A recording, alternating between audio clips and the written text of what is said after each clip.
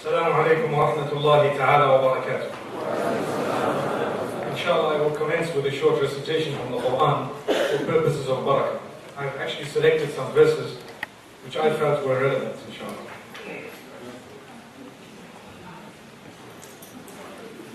أعوذ بالله من الشيطان الرجيم بسم الله الرحمن الرحيم من ذا الذي يقرض الله قرضا حسنا فيضاعفه له وله أجر كريم يوم ترى المؤمنين والمؤمنات يسعى نورهم بين أيديهم وبأيمانهم بشراكم اليوم جنات تجري من تحتها الأنهار خالدين فيها ذلك هو الفوز العظيم يوم يقول المنافقون والمنافقات للذين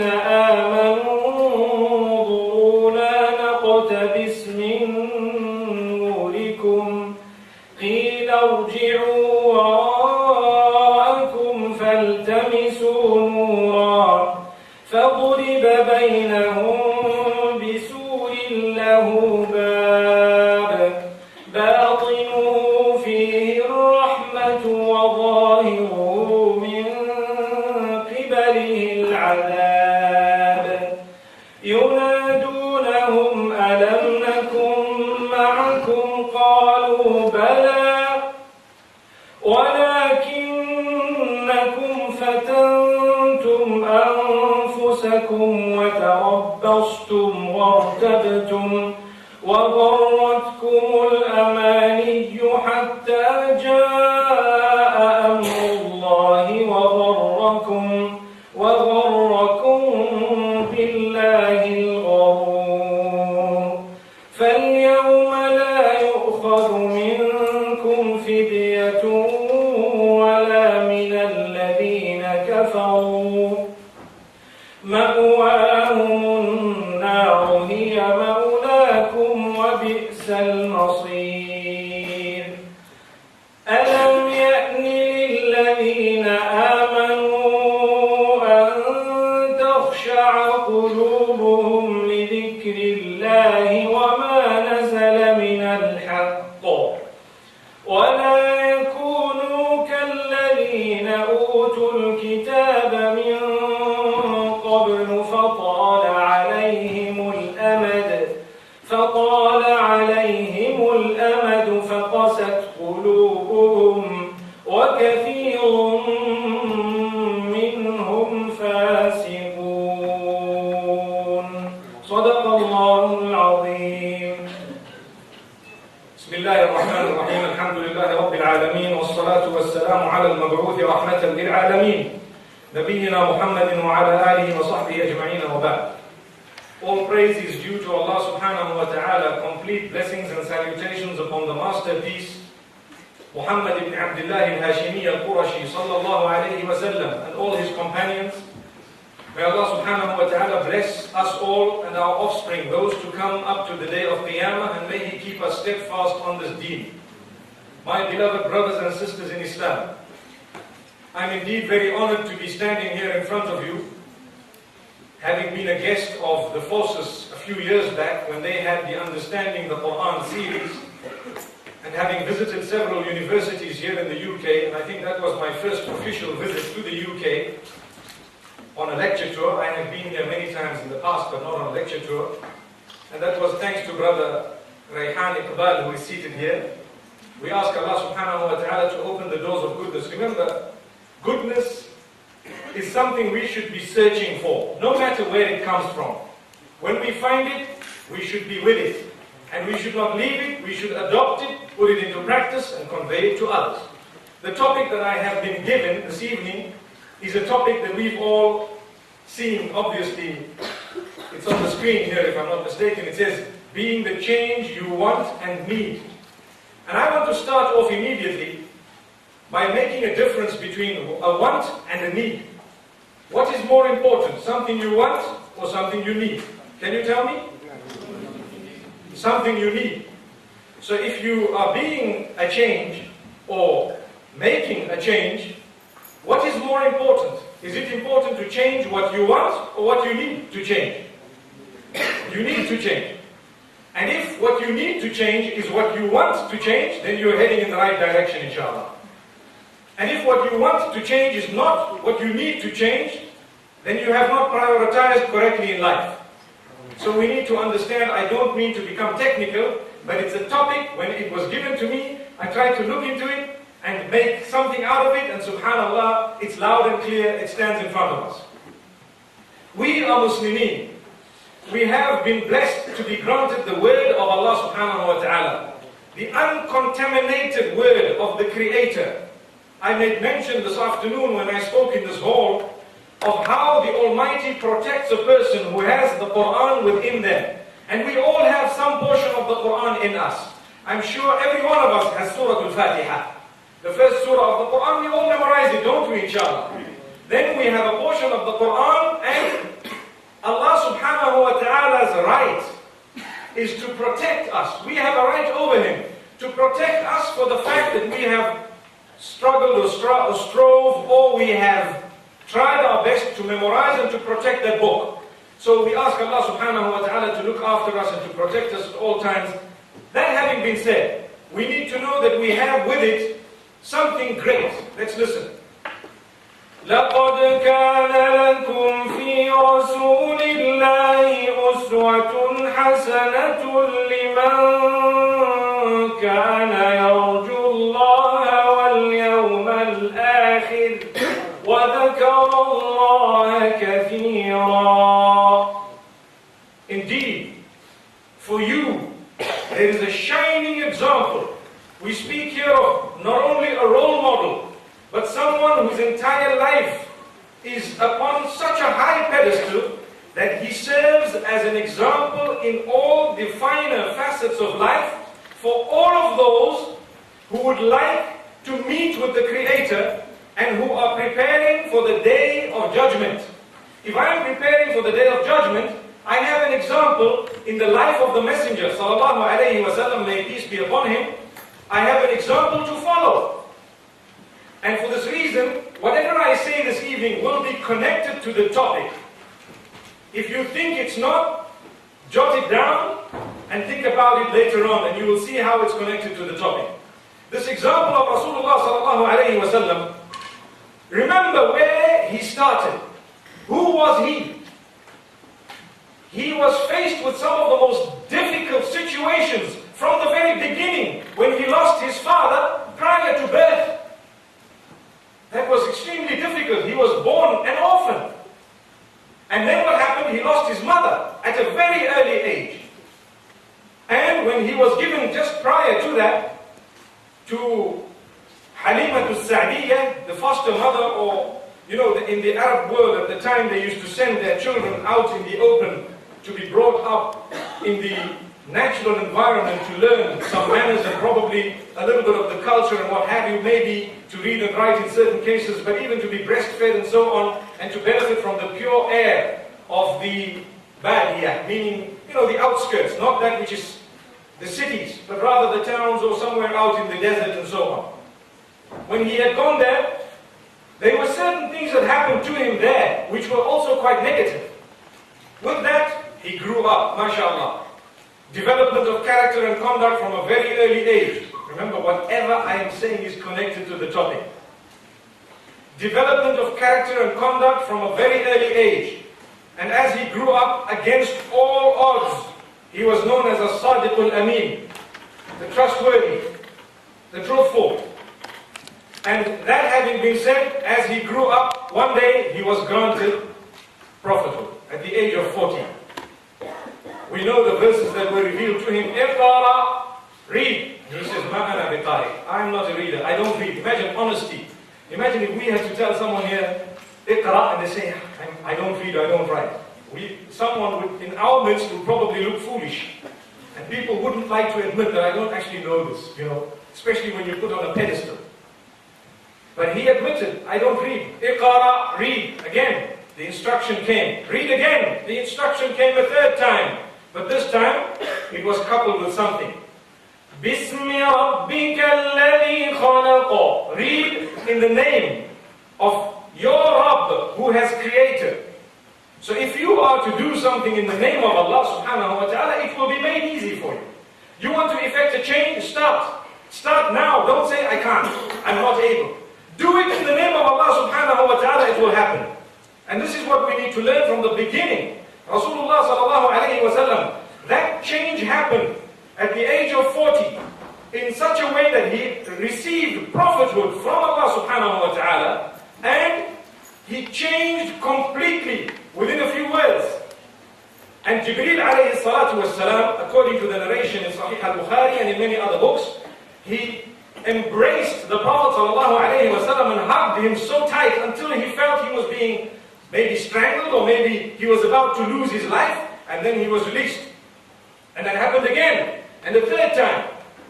And this was after the revelation of these verses, and thereafter he ran down the mountain and he went to his wife Khadija bint Khuwaylid radiyallahu anha. He went to her and he asked to be covered. He felt cold, he was shivering, he was shaking. He says, Zammiluni. I'm sure we've heard this. We should have heard it at least. And he says, cover me.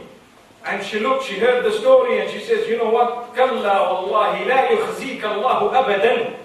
Nay, it's impossible for Allah to let you down ever, because you are a person who is upright. You have good character, you have good conduct, you have assisted the widow, you have done so much good, you have helped wherever you could, you are honest, you are trustworthy, you haven't cheated anyone. And she recited and mentioned all the good qualities of this man whom she had married. Now prior to that, the Prophet ﷺ used to watch the people of Mecca, and what he used to do is, he used to meditate and contemplate over their condition. Hey, this is very bad. These women are being traded. When a man dies and he owes somebody money, here comes the man and says, right, I need this girl, and I need that ex-wife of his. Sorry, I'm not pointing at anyone in particular, it's the stairs. It's actually the step there and the step there. I'm quite particular. Sometimes I point at the ceiling to make sure that there's nobody in particular that we're pointing at. So, he says, I need this woman and that one there. SubhanAllah. And they would be given those women as a payment for what they were owed prior to the death of that person. And this was idiotic, to say the least. It was unacceptable. It was treating a female like a commodity. And this was just a little tip of the iceberg. There were so many other things. People used to worship idols made of tamar. Tamar is dates. And when they were hungry, they said, look, please, give me food, give me food. When there was no food, okay, I'm eating you. And they ate. Umar ibn Khattab says that himself. He laughs and he says, there was an occasion when I ate a god I used to worship. Why? Because the food didn't come. It's a fact. So this was the type of brain that was being underutilized or wrongly utilized. When we have intellect and it is channeled in the wrong direction, we will naturally face disaster, because we will not be able to think purely. And this is why it's very important to be in the right environment and in the right company. Inshallah, I'm going to get to that later on this evening. Bi mashi'atillah, if Allah wills. So Rasulullah sallallahu alayhi wa sallam was contemplating, considering, thinking, and he was thinking of solutions. What do I need to do? And from this I want to go to point one. Point one, firstly we need to know that every single person, more so the Muslims, but I'm not only confining my statement to the Muslims, every single person, it is nature instilled by the one who created us, that at some point in your life, whether it is for spiritual reasons or for other reasons, we will feel the need within us to change. Something will tell us, I need to do something about this.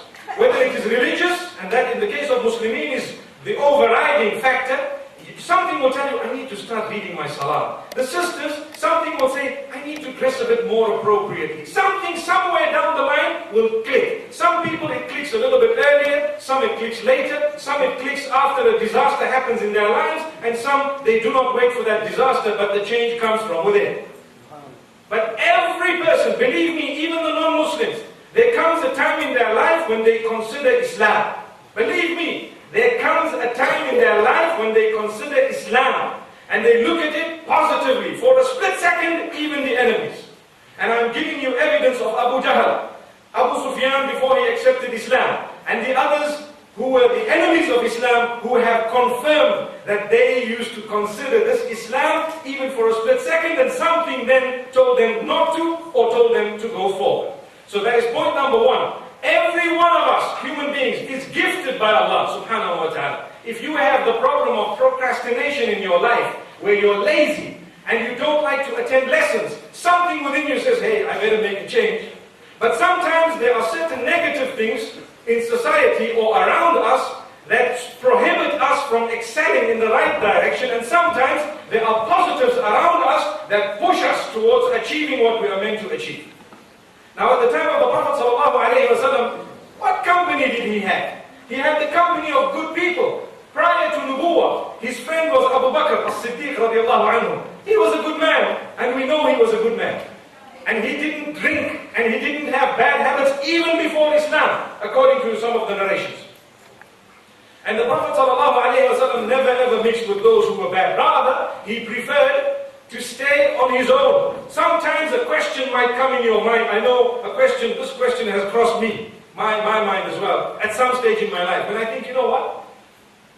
Am I right here? And everybody around me wrong? Or are they all correct and I'm wrong?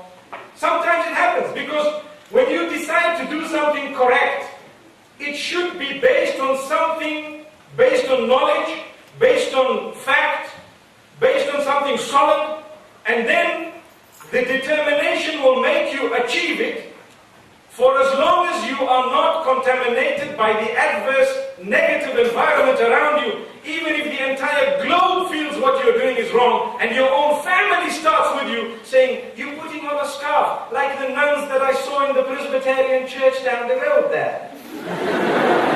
Even if your own family tells you that, wallahi, you need to stand upright, steadfast, you need to know your goal, what you're trying to achieve, and believe me, what is right will remain correct until Qiyamah, until the last day, even if the whole globe thinks it's wrong.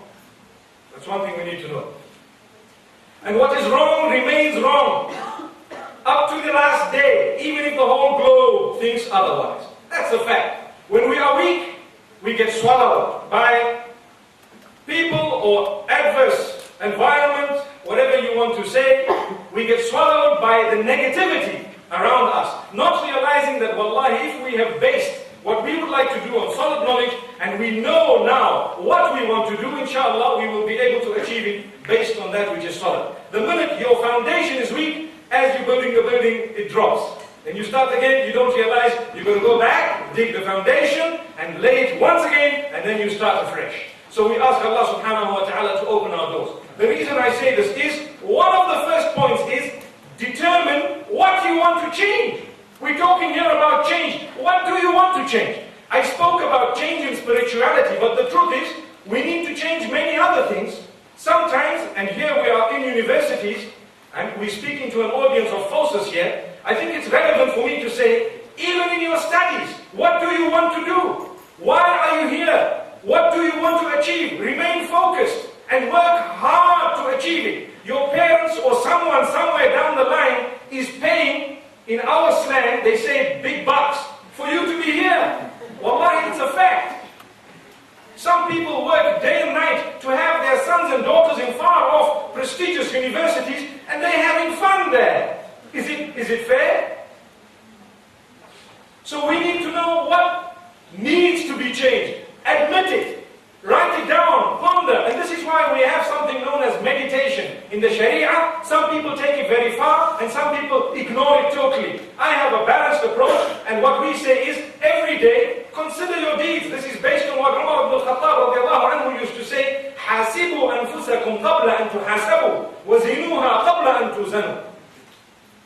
Take account of your deeds before they will be taken account of for you. Allah is going to take account of your deeds, and naturally, when you are at a university, if you do not take account of how you are spending your time in the university, come the day of exams, and what happens? We start sweating. You know, we're all-nighters. You know what an all-nighter is? You don't study, you enjoy your life, and suddenly when exams come, we're popping in the pills and we're having the Red Bull. Now, the Red Bull doesn't do anything, believe me. The taurine in there is synthetic. That's what makes it halal, to be honest. If it was not synthetic, we would be saying something else.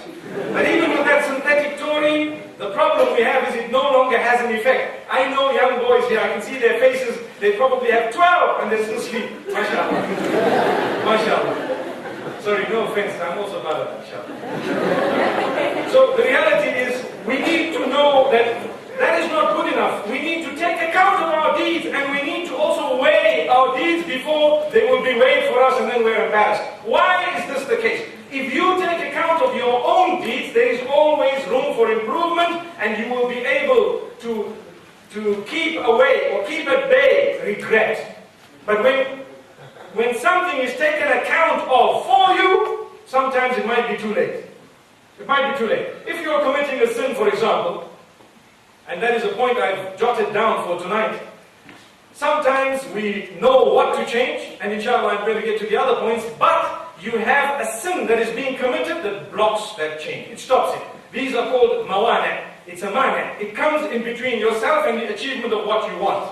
And it stands in the middle and glares you in the face. So you need to now prioritize. Something you want and something you need. And you need to know, if I'm going for something I want, and it clashes with something I need, I'm wrong, I need to knock this thing out, and then I will achieve. Subhanallah. You need to breathe. Subhanallah.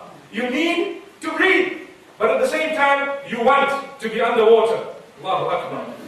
So you either need to go down with a mask, and you need to have an oxygen tank, and know the time and all that, make a plan and go down. Because you need to breathe. You prioritize it. Or you simply don't go down. Or you practice the technique of keeping your breath for as long as you need to be underwater. There you are. That's an example of water. But in our lives, it's exactly the same example. I need a change. And there are certain things I want in life. Wallahi, let me be honest with you. I tell the brothers who love to go for polygamous relations, I have 2 wives, alhamdulillah, but I do not encourage it, nor do I discourage it. I say, if your situation, if it fits in it, you need to know your wants and your needs. And you need to make sure you are not blowing away a beautiful marriage solely because you want something. Allahu Akbar. I hope I've made myself clear here. You want something, it might be halal for you, you can go to the moon explaining to people that it's halal and it's jaiz and it's this and it's in the Quran. MashaAllah, we agree with you. But you're the only one who can answer the question, is it a want or a need? And are you going to lose your need in the process of achieving a want? Allahu Akbar. I hope I've said it very clearly. And I know the brothers are looking at me as though if they had eggs with them, I would do better. Allahu Akbar. Wallahi, my beloved brothers and sisters in Islam, we know of the crisis in the Muslim Ummah. We are also bleeding with the Ummah, all of us. But the truth has to be said sometimes as it is. And I think this is something that fits with the topic. And if you want to know if I planned to say this, the answer is no. It came to me a split moment before I actually said it. So, now let's get back to what we were saying. Rasulullah sallallahu alayhi wa sallam thereafter, he got this nubuwwah, he got the prophethood, and he got the encouragement of his wife. What that means is, once you identify what needs a change, you need to make sure you deal with like-minded people, or you go around the genuine people who can give you the proper advice and the real courage and the real support to achieve what you have to achieve in life, and to make that change that you need. So you need genuineness. So if, for example, you are deciding to elevate yourself spiritually, you need to be in the midst of those who are already elevated. And this is why I always say, it's very important for you to have a role model in life. And not just one role model, because we have a role model who is supreme, who is the Prophet ﷺ. He is a role model in every aspect of existence. But today, in our midst, we need role models. They will all be a role model for one department of my life. So in that department, I have this person as a role model. In this department, I have that one. In this department, I have that one. I will only take this from that one, and the others, I will excuse him or her because we're all human beings. Myself, for example, there might be some things you might take from me, and there might be other things you might not want to take from me. So there we are. we cannot have a single person whom we see and we say, you know what, this is my role model and that's it. Because sometimes they might give you advice that is detrimental because they have not excelled in every single field. The statement is very deep for those who want to understand. I know it's very late, but I told the brothers I have till 3 a.m. Alhamdulillah. That's why they kept me right at the end. So, if we know the Prophet ﷺ was supported by his wife, she then took him to Warqa bin Nawfal. What does that mean? We want to make a change, we know what it is, we know it has to come, we need to have the correct support, we need to learn about what is going on, what is happening. Education is extremely important. I touched on it moments ago to say you need to have the knowledge of what you want to achieve, what you want to change in your life. And I've told you, I do not want this to be a solely spiritual talk, but let's also put a flavor of the secular studies that we are engaged in right now in it as well, because it's important. A lot of you are not from Cardiff. And I'd like to hope that when you go home after your studies, you would be superstars in whatever field you are. But that's only if you have a vision. That brings me to the next point. You need to always aim very high. Aim beyond the skies, and you will at least get to the clouds. Subhanallah. But if you aim to the cloud, you might jump a little bit higher than that table. Yes. So aim very, very high and start jumping. Start jumping. And when you jump, initially you won't even know how to jump. Do not be embarrassed of your few mistakes. Never. If you are embarrassed of a few mistakes that you make in the process of achieving the change, you won't change. What's going to happen? Oh, I don't even know. You know, there's a young boy, I was standing with him, and I have a habit. You know, we give people the opportunity to recognize themselves, because that is also a point that I've jotted down for tonight, to recognize yourself. If you take a look at the Facebook status that I put whilst I was in the foyer down here, later, earlier on in the afternoon, it's actually facebook.com/Mufti Menk. The status is connected to this. You need to recognize yourself and never feel useless. The minute you feel useless, it's over. The game is over. You lead a depressed life. Everybody here is gifted. And believe me, in such a special way, you wouldn't even know. But search for it. Look, how am I gifted? And some are gifted in more than one way. Build on that, mashallah. Have people who can, around you, who can recognize that and who can help you build on it, subhanallah. And this is why it's extremely important for us to know that if we want to change, what exactly do we want to change? How are we going to change it? And in order to achieve that, we need to have the education, we need to have the know-how of this thing. How am I going to achieve it? Put your head down and go and achieve it. The point I was making is, never be bogged down by a little mistake you've made. Get up. I was saying, I was in the midst, I was with a few boys and it was time for salah. They said, Ya Sheikh, Faddal Ya Sheikh. You know. Salah, Ya Sheikh. And I looked at one of the guys, and he had a jeans on and a t-shirt on and so on, and I said, Ya Sheikh. He said, nah. He said, no. I said, come on, beat the salah. He said, nah. I said, why? Are you embarrassed of a mistake you're going to make in Surah Al-Fatiha? This is the opportunity to correct it, inshallah. And he said, it's only us, the four guys here, and we all know each other. You know, there's nobody to impress behind there. So he says, yeah, well, okay, not a problem. Wallahi, he led such a beautiful salah. Such a beautiful salah. And that's the day I told myself, I said, never underestimate someone. We had a singer from Pakistan called Junaid Jamshed. And to be honest with you, he said something very touching. I'm going to touch a little bit on it, and I've said it a lot of times when I speak to him, because I think it's motivational. Do not underestimate the young boy in the nightclub, because that's where I was. That's what he says. Sorry, not me.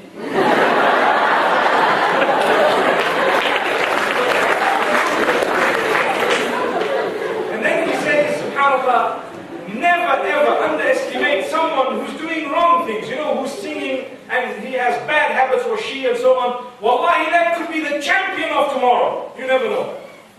You never know. And there are people who are champions today. If you had to dig into their lives, you would find that there was a time probably when they were far out of line. If people had all written them off, I don't think they would have achieved. But someone somewhere must have prodded them and nudged them. I give you another example. Two examples. The example of a cricketer, again a Pakistani cricketer. And he accepted Islam. I think his name is Yusuf, Muhammad Yusuf, if I'm not mistaken.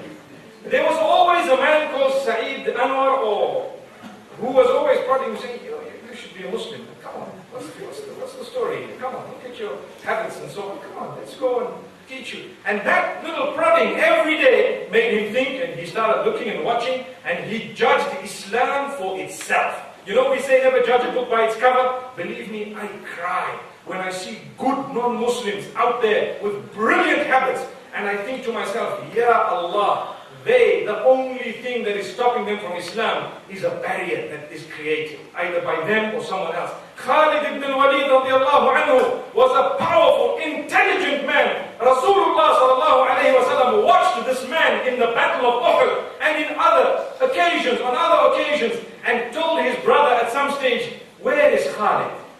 مَا مِثْلُ خَالِدٍ يَجْهَلُ الْإِسْلَامِ يَأْتِي بِهِ اللَّهُ. Allah will bring him to this deen. A man as intelligent as Khalid will not be ignorant of the power and the correctness of Islam.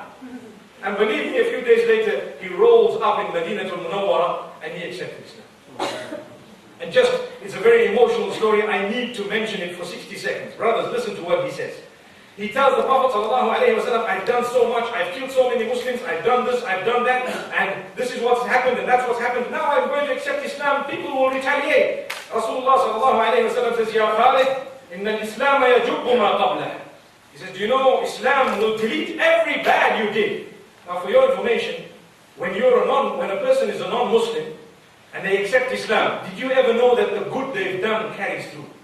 It's only the bad that gets wiped out totally. So if we say, you're starting with a clean slate, we're wrong. You're actually starting far ahead of all of us here. Because you're starting with no sins at all, and all the good you did in your life is just carrying through. Wow, it's gone through. Allah does not waste your deeds. Someone might argue and say, I was not a Muslim, and I was this, and I was that. Believe me, what is deleted is that which is bad. There might be difference of opinion on this, but that's the opinion I agree with after studying what we've studied. Alhamdulillah. So we need to understand, Khalid ibn al-Walid says, are you sure? Ala dhalik? And he made the Prophet ﷺ repeat it a few times, that, Ya Khalid, inna al-Islam yajubbu ma qabla. Don't worry, everything is deleted. He raised his hands and he says, Inni ashhadu an la ilaha illallah wa ashhadu annaka abduhu wa rasuluh. I bear witness, that's correct. And there we are. He was embraced immediately. Moments ago, the enemy, and moments later, subhanallah, an elevated status known as Sahabi. After his name we say, Radiyallahu anhu, may Allah be pleased with him, and us all. So, that is another example. Another example that I'd like to give you is that of a rugby player of the All Blacks in New Zealand. You can Google him and have a peek.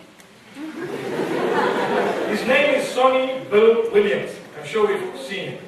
Sonny Bill Williams. I know in the UK a lot of people are not too keen on rugby.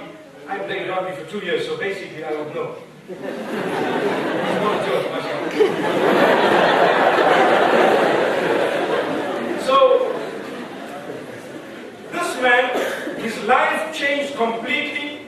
He entered the fold of Islam. He didn't make a big issue out of it. I was with him a few months back in Cape Town, maybe a month and a half ago. And mashallah, we sat for so long and we were talking about how he accepted Islam. In a nutshell, everybody at some stage gets fed up with their lives when their lives are heading in the wrong direction. It is fitrah, it is nature that Allah puts in your heart.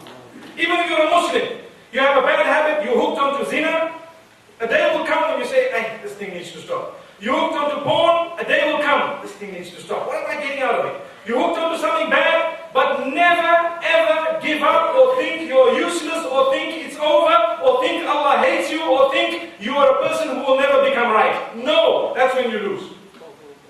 It's something you need to know. Allah loves you. That's why we seated here today. Wallahi, it's a fact. We need to change. The verses I read, Allahu Akbar.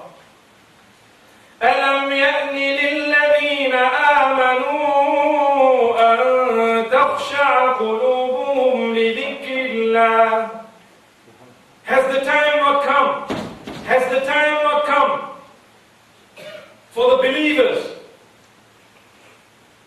to humble their hearts towards the reminder of Allah subhanahu wa ta'ala? Has that time not come? Allah is asking us, well, when is it going to come? Today? Tomorrow? It might be too late. It's about time we softened our hearts. And it's about time we made that change. There are so many verses in the Quran that tell us change before it's too late. In Surah Al-Zumar, Allah subhanahu wa ta'ala speaks about how He forgives every sin that is committed. And He says, never lose hope in my mercy. So to lose hope in the mercy of Allah subhanahu wa ta'ala is actually falling into the clutches of the devil and shaitan. And Allah says, don't allow that to happen to you. But turn before it is too late. قل يا عبادي الذين أسرفوا على أنفسهم لا تقنطوا من رحمة الله إن الله يغفر الذنوب جميعا إنه هو الغفور الرحيم وأنيبوا إلى ربكم وأسلموا له من قبل أن يأتيكم العذاب ثم لا تنصرون.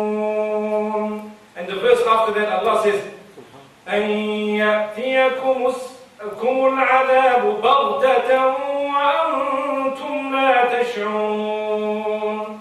O Muhammad sallallahu alayhi wa sallam, go and tell all those of my worshippers who have transgressed against themselves, never to lose hope in my mercy. I will forgive all their sins. Allah forgives all the sins, for indeed He is most forgiving, most merciful. But let them also know that they need to turn before a day comes. Suddenly they will be overtaken by the punishment and then they won't be assisted. Or suddenly death will overtake them or the punishment will overtake them and they wouldn't even have realized that this time has come. And it is for this reason that we are blessed to be having reminders of this nature. Wallahi, we are blessed to be having reminders of this nature. Once again, I'd like to make mention of the fact that not only in our spirituality, but even in our educational lives, remember, aim for the skies. If you are becoming a dentist, medicine, whatever it is, you aim for the skies. Work hard. Do not allow things to distract you, whether it is people, or whether it is a function, or whether it is the nightlife, or whether it is the hustle and the bustle of the city. Nothing must distract you. Always be focused. Without focus, you will not change. If you're not focused, you won't change. With procrastination, you won't change. I need to start reading my salah. I'm sure every one of us who is weak with salah, we say, I need to start reading it, or I need to start reading all 5, or I need to start reading it better. But I'll start tomorrow morning. That is the end. The minute you say, I will start tomorrow morning, it's over. Start now, get up, walk out and read your salah. MashaAllah. I see we all reading our salah because nobody got up and walked out. It's important for us to know that when we want to change, when should we change? That's also a question. When? When does this change come in? That question has an answer made up of 3 letters. Now. N-O-W. Now. The change comes now. Anyone who has any other answer, there is no guarantee they will change. No guarantee. Because tomorrow, the force that is making you want to change today may not be there tomorrow. The spirituality, sometimes you have times and places that are more spiritual. Sometimes you are in the company of someone extremely spiritual. The Sahaba radiallahu anhum, they changed like a flick when they were in the right company and looked at him sallallahu alayhi wa sallam with the right eyes. It took them one glance to be called Sahaba for as long as they believed. They were called Sahaba. As-Sahabatu kulluhum udul. We as Ahlul Sunnah wal Jama'ah believe that all the companions are on a pedestal of adal. They are all of a very high level of honesty and piety and integrity. Piety and integrity. All of them. So what happened? Even those who saw the Prophet ﷺ in their lifetime, just a glimpse, they were known as Sahaba because of the power of the person that they were with. But then there were others like Abu Lahab and Abu Jahl. They lived with the Prophet ﷺ. They didn't even accept Islam. Do you know the reason? The reason is they looked at him with the wrong eyes. They had no sincerity. If they looked at him for 1 second with sincerity, it was enough to change them completely.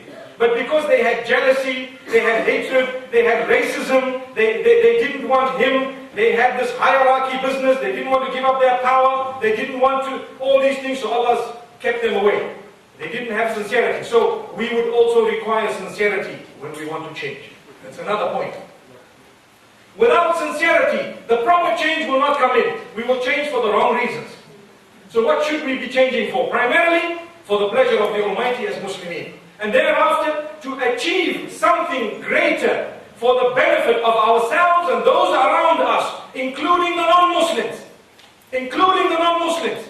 And then inshallah we will be able to change in the right direction. Why I say including the non-Muslims is because no matter what we study, whether it is religious or secular, as Muslims we are taught that it is very selfish to keep it to yourself. The Prophet ﷺ says, بَلِّغُوا عَنِّي وَلَوْ آيَةً. Convey from me even a little message, a short part of a verse that you know. Give it away. So you've learned it, you have it with you, don't keep it there. You give it to someone else, Muslim and non-Muslim. And you give it to them. The same applies. If you become, for example, a doctor, what will happen? You either come back to teach, you become a professor, or you go out to practice in the field.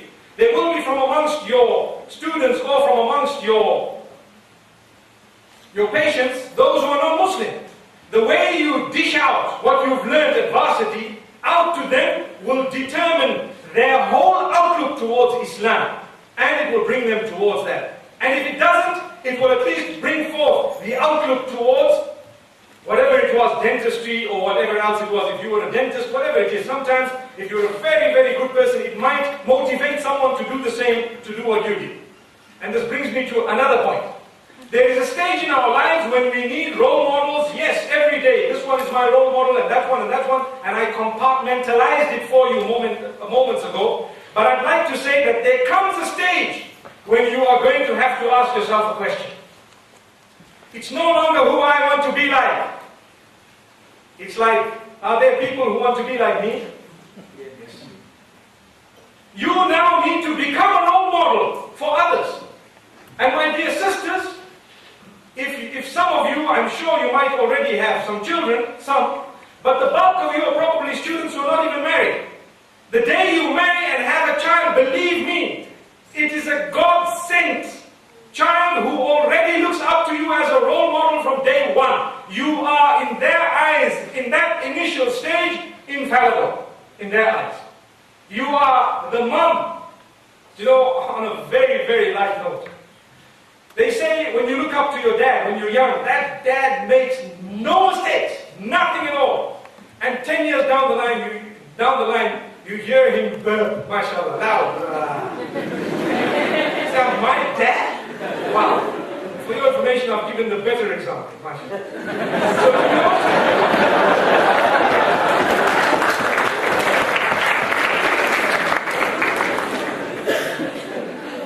So, to be honest with you, why I say this is because, mashallah, that dad was at least 10 years later, they figured out he's just a human being. Mashallah.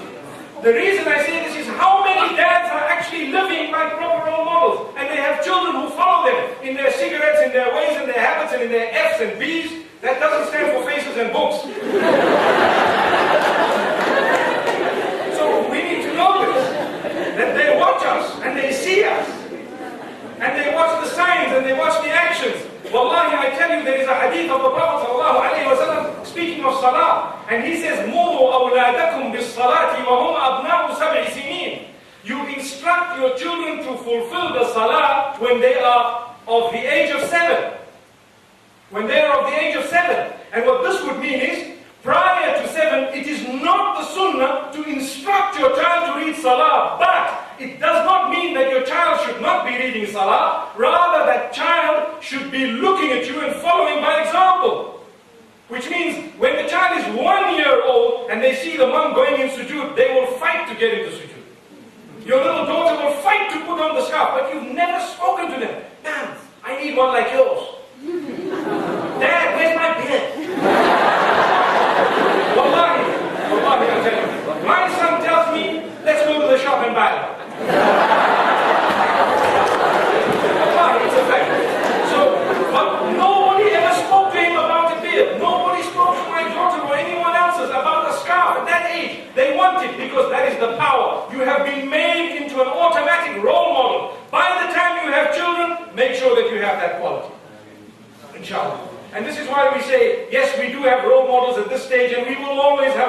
but there comes a time when you have to become a role model. Now, let's get to a few other points. I know I'm probably running out of time, but to be very honest with you, you are going to have to forgive me today. All these notes, to be very honest with you, will have to be excused.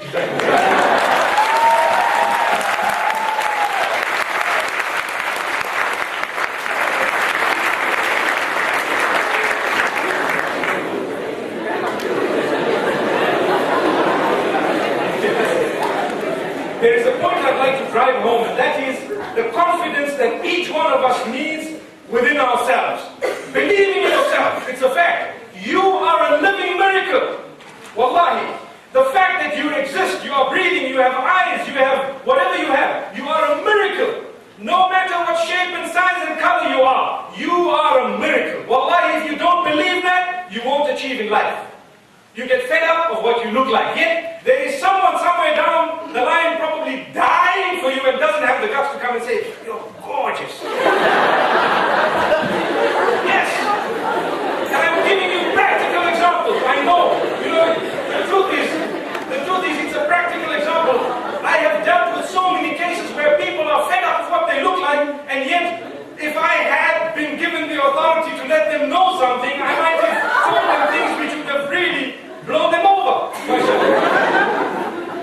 So never ever feel that you are useless. Never, because that blocks the change. Never. Another thing, don't follow that which is wrong simply because you feel, I need to follow. Sometimes we have a group of friends, and this happens a lot amongst the youth, and we just want to be seen to be hanging out with the guys, So what happens is, we get out with the guys, and the guys are all going to the club. Come on, man. How can you stay there? Come on, man. What are you talking about, man? Typical. And then we say, okay, I'm not, all right, let's go. That is destruction. Because now we're doing two things. Firstly, if it is a change, it is coming very, very negative. Secondly, if we have started changing a little bit in our own lives, this is going to be a blocker. It comes in the middle and it stops us completely. Then how are we going to change? So remember, there are certain things that come on our path that will block us. We need to identify these things and do something about it. Make a stand. They say the power of saying no, but the beauty is none of them say no. I've heard, where I've been in the past, the college that I've gone to, there were lectures and so many different things, because Zimbabwe has the highest prevalence of AIDS, or did have at one stage. And they said, you must say no, the power of no, the power of no. And the brother who was talking about it, he was caught up somewhere in a mess. And we all told him, well, did you say no, bro? This is what we're saying. So we need to know that as Muslimin, we don't just pay lip service to something. Live it. Wallahi, the long-term result will be very, very fruitful. And this is why another point that I've jotted down here is we need to have long-term goals and short-term goals. Short-term goals meaning, what do I need to achieve here and now? Right now, I need to change this, I need to change that. Where am I heading? I want to try and get there. I want to try and get there in the long term, but I'm starting here. And these short-term goals need to be very, very practical. Because sometimes, do you know what happens? And this is a fact. Our goals in life are so far and unachievable that we become depressed trying to get something that's really beyond our means. So rather, small things, I'm going to try, inshallah, to read my farz, salah, 5 times a day. Just the farz. Now that's something very close and reach. So now, your salah, you read it and that's it. I've faced a lot of places where, I've been to a lot of places where it's challenging to read your salah. But wallahi, where there is a will, there is a way. Can I have a few moments? You go into a nice tucked corner, please. Go into the corner, read 2 rakats of salah and you ask. And don't let it be, so conspicuous, especially when you're in a group of non-Muslims. We don't want to be looked at as people who are X, Y, and Z, if you know what I mean. We want to be A, B, and C, the beginning of the alphabet, not right at the end, inshallah. So, if you've read your salah, mashallah, a little bit of salah and we're gone. But if we say, how am I going to do it here? What's going to happen over? Wallahi, there might be some non-Muslims. I give you an example of what happened to me in Zurich at the airport. We wanted to read salah and I was with my dad. Mashallah, man with a beard. I was also actually looking just what I look like now. And they asked for a little place and we were reading our salah and we didn't even ponder for a moment. Why? There's a lot of people passing. We found a nice corner, put our bags, and we started reading Salah. Believe me, there were at least about 10 to 15 people who had stopped and waited and watching. And a lot of them were women. And they were just watching. And when they finished, wow, it's the first time we've seen this. It looks so serene. Well, what is that? Well, that's the prayer of Islam. It's the only position that I could actually have got into where my brain is lower than my heart, so the oxygenated blood actually gets there so quick, so that when I get up, I can think. We need to have, not just typical, it's in the Quran, we've got to read 5 times a day and that's it. Well, why they don't believe in the Quran? They have nothing to do with it, and that's such an abrupt answer. And that brings me to another point. We will not be able to achieve correct change if we haven't changed our character and conduct correctly. We need to be people, wallahi, who have good character and conduct. I have met a sister, with all due respect to sisters here, who was properly Islamically dressed, completely Islamically dressed, and her attitude let off the stench. Wallahi, to be honest with you, entering the supermarket, the attitude, wow, how she spoke to the people, no. And I looked and I said, my sister, please, you are an ambassador of Islam more than me. Whatever you say here gives the picture of Islam to all these people. If you want to change yourself and others, this is not the way. Allahu Akbar. Please. She looked at me and she knew me. She says, you're not supposed to be talking to me like this. There you are. Typical. And I went away without, I achieved whatever I wanted to, but whether it affected her there or later, I don't know. But what I mean is, it developed. We don't hate people, but we hate the actions of the people. We don't hate a drunkard, but we hate the drinking in him. If we get rid of that, mashallah, he might be a brilliant man. We don't hate a man of drugs, but we hate the drugs that he's on. Mashallah. I hope you understand what we're saying. We need to distinguish and separate between the person and the habit. Because, and I said this in a lecture, when was it? Today? Yesterday? Last night? In Brighton? I've even forgotten where I spoke and what I said. But anyway, the truth is, what I did say, we were speaking about how important it is not to hate a person solely because of their habit, but you hate their habit. Because who doesn't have a bad habit? Put up your hand. Well, maybe that hand didn't have a bad habit. So the truth is, we all have some bad habits. Some are minor and some are major. If we were taught to hate people because of their bad habits, none of us would have been here because we'd be hating each other. Common sense, logic. So when we want to change, we can change one thing at a time, or we can change a few things, but we will never be able to change absolutely everything. And this is why life is a challenge. I always say, the sisters, the brothers, as you develop in life, you come closer and closer to the Almighty, you get to know more and more, and you become higher and higher in your field secularly as well as Islamically, until you meet Allah subhanahu wa ta'ala upon the best condition. And this is what we need. So now, in order to round up, inshallah, I'd just like to mention a few points. Firstly, we need to interact a lot with the right people. Interaction is very important, and let's just not close ourselves and, cocoon ourselves into a little corner, because to air our views is very important. To say what you feel is correct on condition that you substantiate it respectfully with that which is correct. Because someone says, look, I don't agree. That is a very, very, should I say, let me try and choose a good word. It's a very stubborn statement. I don't agree. But if you mention, brother, let me tell you, if you do it this way, I think this is what will happen. And if you do it that way, possibly that's what will happen. They say, oh yeah, that's right. It's like dealing with a person who's suffering from a psychological disease, maybe schizophrenia or something. If you use the word no with them, they might pounce at you. You can't use the word no. So you use the word yes. He says, I want to kill that guy. So, yeah, good idea. But I tell you what, why don't we leave that for tomorrow morning when the sun comes out? He says, oh yeah, it will be brighter, you'll be able to see.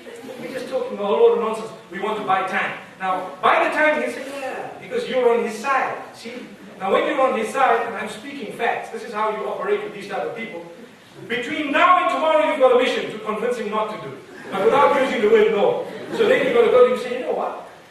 If anything goes wrong, it's going to be really disastrous. So why don't we just try and talk to him and get him onto our side? He'll be our man. He will? Yeah, he will. Okay, let's go and do it. The reason I give this example is because there was a stage when I had to tell a number of school teachers, and sometimes even spouses, you know, wife comes complaining about the husband, and I say, you're a doctor. You deal with patients. You have so much patience. They pay you to be patient with them. Treat him like a patient, mashallah, everything will be well. You know, you're ready to spoon feed the patients and write for them, do this at home and do that. Well, your husband back at home. Obviously, this is an example on a lighter note, but sometimes you've got to give these examples for people to think. We're ready to do things for some, that wallahi, if we had to do those things to the right people, our lives would really blossom. The example of an air hostess. You know, once, several years back, there was this woman who had such a broad smile and she presented the food in front of us. And I looked, I said, I wonder if she gives her husband the same smile. Wallahi, it's a fact. So, if she had shown out of 32 teeth, even 16 to him at home, the problem would have been solved. But we don't think of it sometimes that way because we've never looked and identified at the changes we need to make in our lives. We look at what we want to make, and we don't look at what we need to make. Inshallah, there are certain things that we need to prioritize. And this is why I say, my beloved brothers and sisters, what is of utmost importance is to change the way. And when I say to change, I'm talking of positive change. We never talk of negative change. To change the way we've been treating our parents, our siblings, our children, our spouses. To start. Ya ayyuhal ladhina amanu قُوا أَنفُسَكُمْ وَأَهْلِيكُمْ نَارًا. O you who believe, save yourselves and your family members from the fire. The reason I read this verse is to show you where the circle commences. Many of us are so good with others outside that come home, mom means nothing.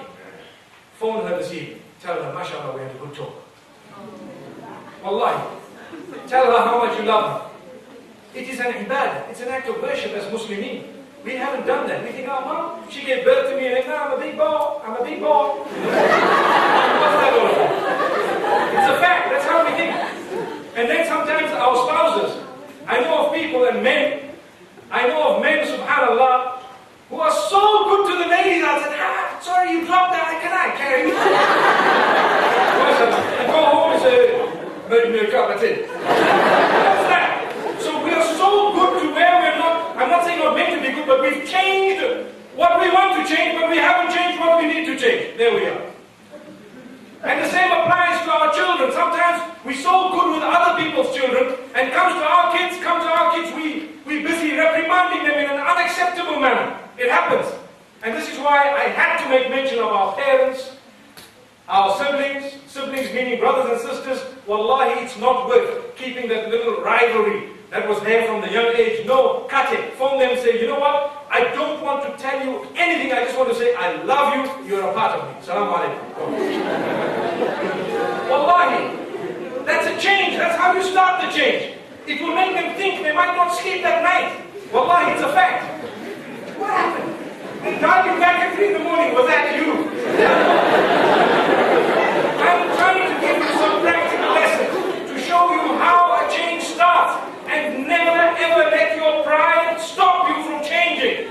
Sometimes a change is waiting.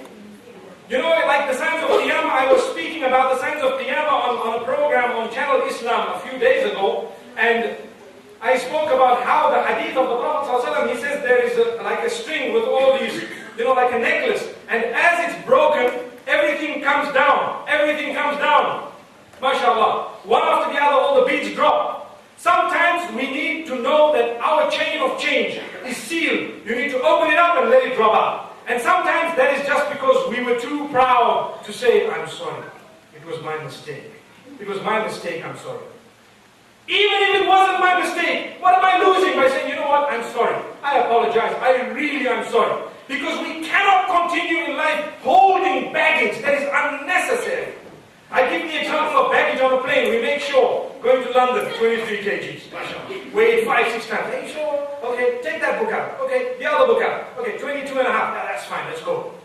And we're not worried about the other weights which we're holding in our hearts, which are bogging us down from the plane that is going to take us into Jannah. Allahu Akbar. We need to change that. And this is why the last point that I'd like to raise, remember I've given, in fact I've thought of something. You know, it said 10 minutes, and now it says 7 minutes. If that was 3 minutes, then mashallah, the 7 minutes.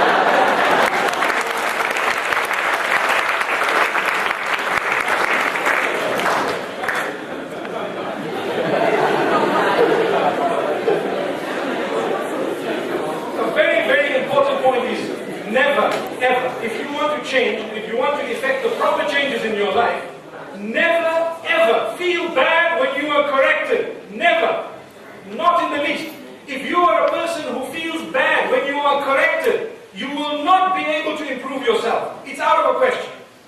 You know, I teach Quran, I teach a few subjects, and sometimes you have a student who can read very well, mashallah, and you correct him. And he looks at you and he growls. And I think to myself, well, that is why what I said this afternoon is so valid. Al-ilmu bahrun la sahila lah. Knowledge is an ocean that has no coast. The minute you think you've arrived at a coast, what you have is something besides knowledge. It's something else. You need to continue swimming and swimming and swimming until infinity. Never ending. So that's why it's important never ever to feel bad when you're corrected. And we ask Allah subhanahu wa ta'ala to make us from those who can, be corrected. Look at Ibrahim alayhi salatu wasalam. He tells his own father, Ya abati, inni qad ja'ani min al-ilmi ma lam ya'tik, fattabi'ni ahdika siratan sawiyya. Oh my father, you're a big man, a big businessman. You're selling all these idols and making a fool of all the people. Oh my father, knowledge has come to me that did not come to you, so follow me and I will lead you to the right path. Had the father done that, wallahi, he would have been led to the right path. But he says, hey, أَرَاغِبٌ أَنْتَ عَنْ آلِهَتِي Ibrahim, are you turning away from my gods here? Oh Ibrahim, لَإِن لَمْ تَنْتَهِ لَأَرْجُمَنَّكَ وَاهْجُرْنِي مَلِيًّا. Allahu Akbar. The father tells his son, if you don't stop this, I'm going to stone you. I'm going to stone you. Imagine, did that stop the son? No, it didn't. And this also raises the point of not giving up. You will find obstacles in the path. As I said, there are sins in the path that block us. There are friends who are useless who block us. There are sometimes the environment around us blocks us. Sometimes our habits block us from change. So remember, your friends need a change sometimes, and sometimes all of them. Your habits need a change, your environment might need a change, and many other factors. But inshallah, what I've done this evening, it's just a motivational talk.